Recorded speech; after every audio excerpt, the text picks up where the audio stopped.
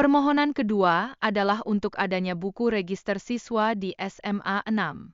Buku ini super penting untuk memastikan transparansi dan akuntabilitas dalam dunia pendidikan. Ngomong-ngomong, pernyataan Mahfud MD dianggap merendahkan proses hukum yang lagi berjalan. Ini nunjukin betapa pentingnya menjaga integritas dan netralitas dalam sistem peradilan kita.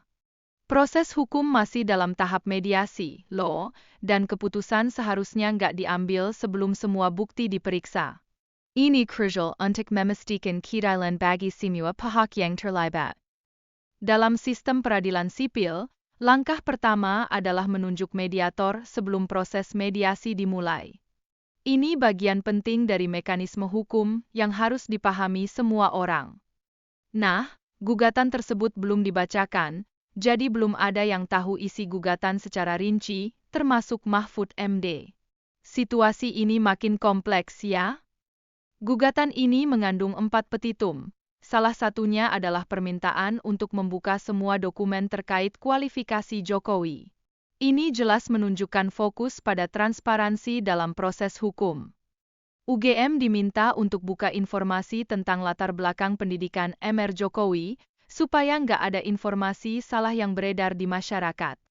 Ada undang-undang yang melarang penyembunyian identitas pejabat negara, makanya penting banget untuk ada keterbukaan informasi publik tentang pendidikan dan pengalaman kerja mereka. Kalau sampai terjadi penghilangan data atau sertifikat, ancaman hukum sangat serius loh, sesuai dengan pasal yang udah ditetapkan dalam undang-undang. Tindakan hukum yang tepat diperlukan untuk mengatasi pelanggaran, seperti yang diatur dalam undang-undang terkait.